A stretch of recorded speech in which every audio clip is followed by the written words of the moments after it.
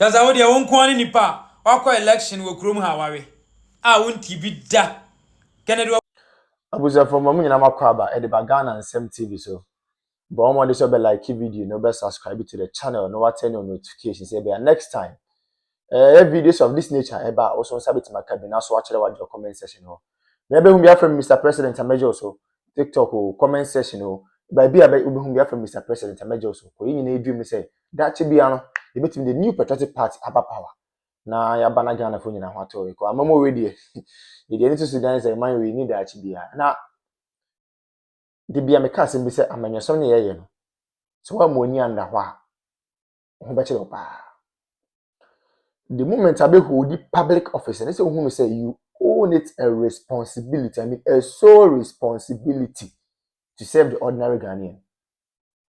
But I think say I do retirement nkofo bebree if you say a public office no more hold it. As a result of that, it is their sole responsibility to impact and improve lives of people. They have forgotten about that. Abushami chankra, momi enko. Yenko ko video bi mra. Na video no we are going to take our time and digest the issues out of the perspective of the ordinary girl, not the perspective of Mr. President here. Women commerce here.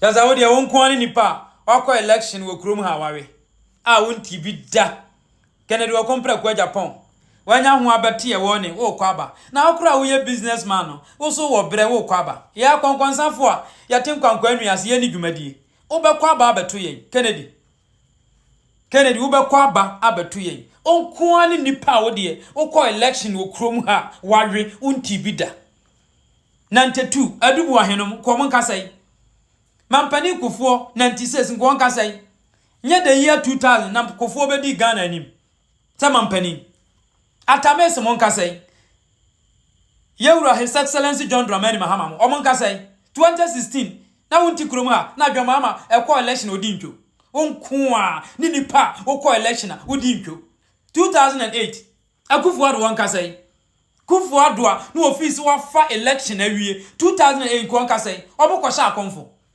Samene baomia akọ election ma nyantino bibia nyimu Ken.Agyapong bufu a wo behave ti sa akwada ne ye woni trim ne na adwinim ne na no this wakato abontene NPP delegate anto aba ma me menti bi da mi kokọ apai me Ken.Agyapong be ma me wo sika sei na makọ election a marie menti bi da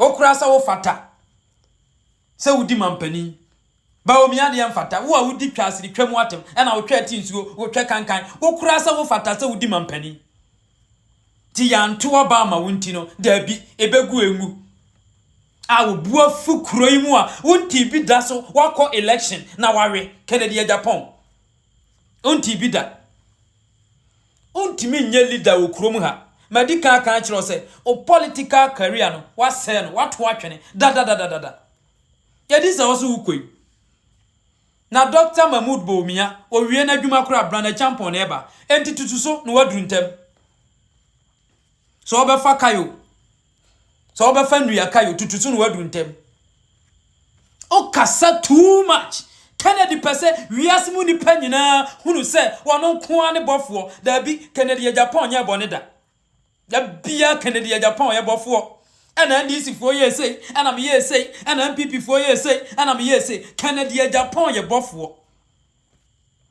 Ken.Agyapong ye bofo kureimu benka tachi o ne ma na buru atwede ade ya no ne ma na buru atwede Ken.Agyapong ye bofo kureimu na me de me ye saint ene ba no corrupt a me ye saint wo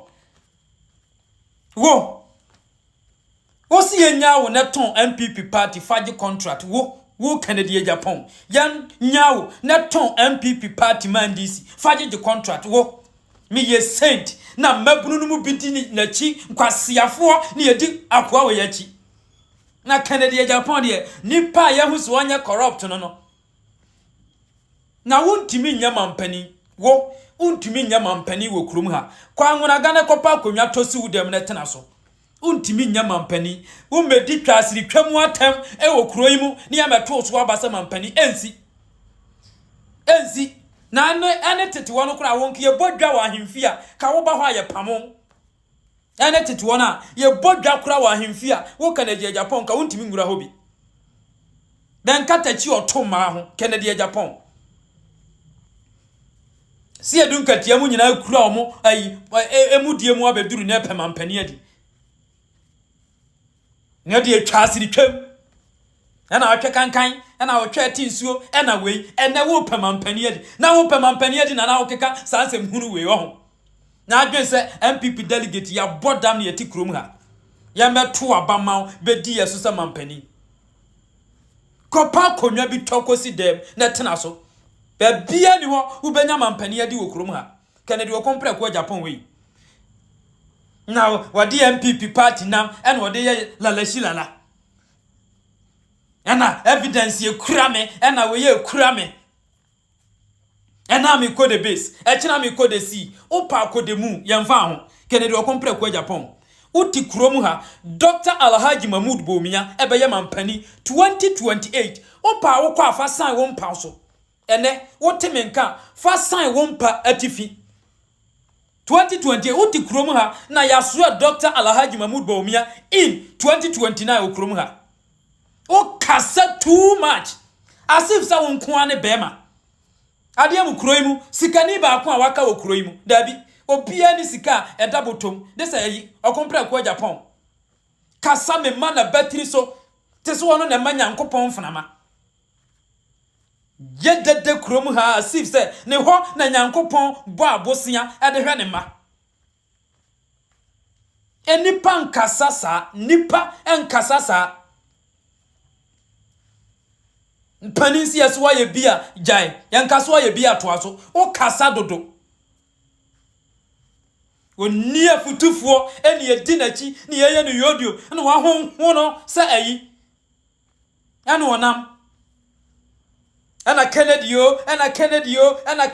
no wo hunu de wanya no ho na me ye bema hwan na wo baaye wo ba ayi na tua ho wo ye bema chen hwan Ken.Agyapong wo ye bema chen hwan okrom ha na me ye bema ya brew krachi ya brew na mo NPP mpanimfo ye ka kire mo ye ka Justin Kodua ye ka kire mo one take action Justin Kodua one take action ye be tuwa free so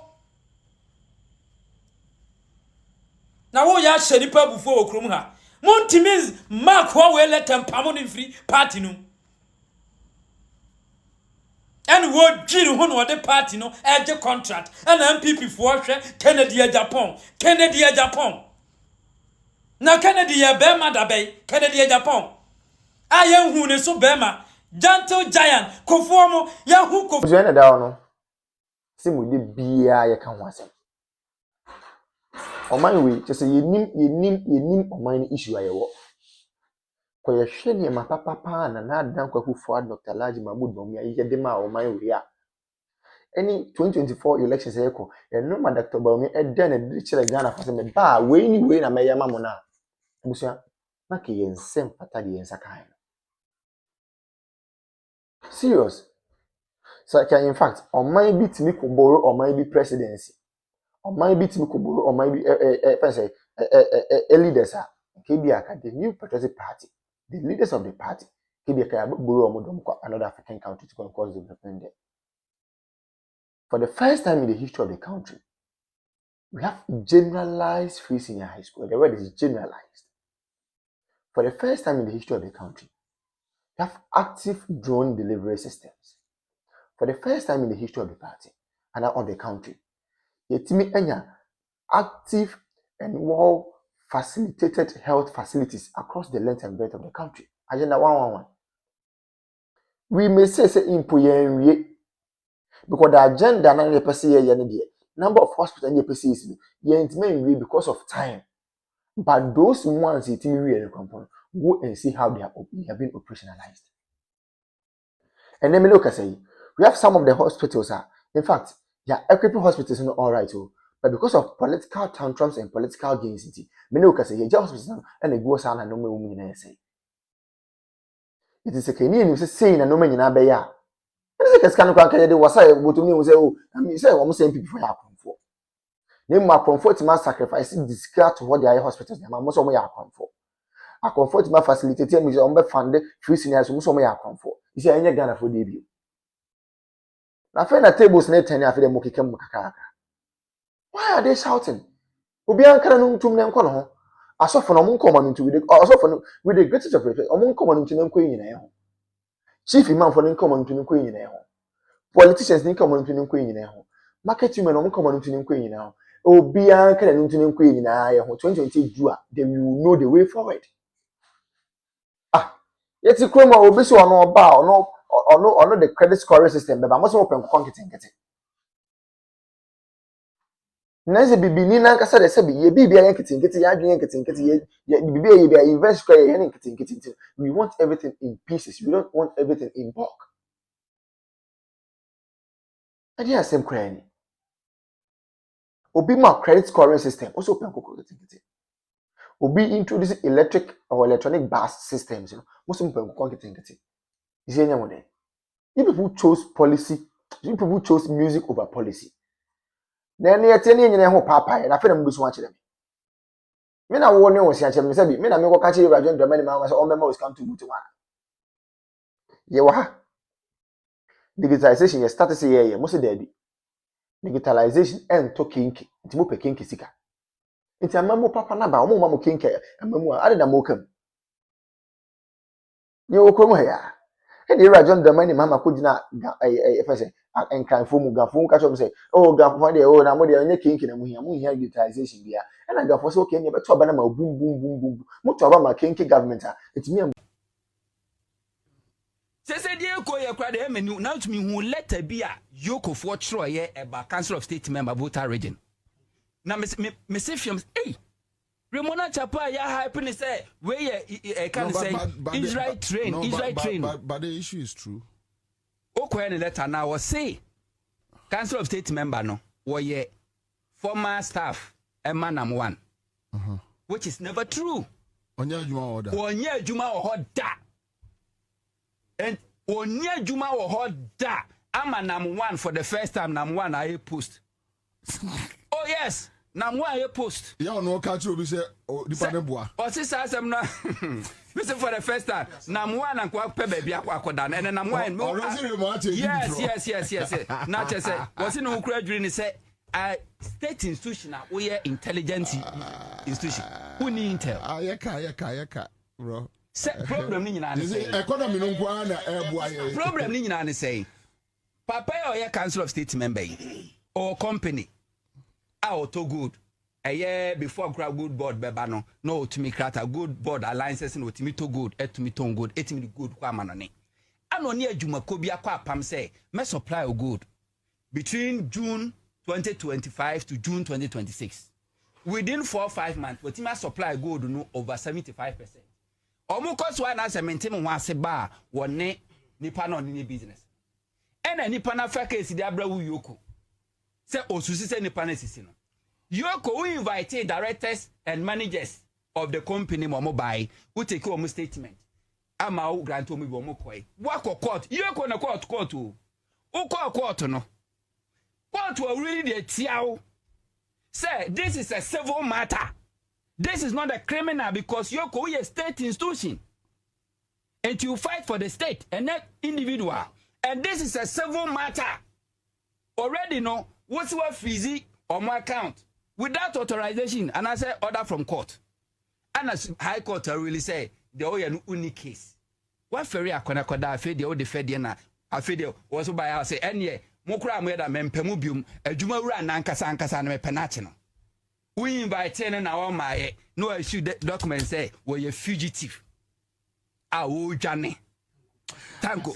Personal attack as if say your office one and you sue any personal agenda. And you're so sad. No, Raymond Wankasa, me Martin Yamabemi and Sabia. I don't want to talk about Nana me see the member who know what the very soon who recordings a BP. Very soon who recordings are a BP. And this state institutions are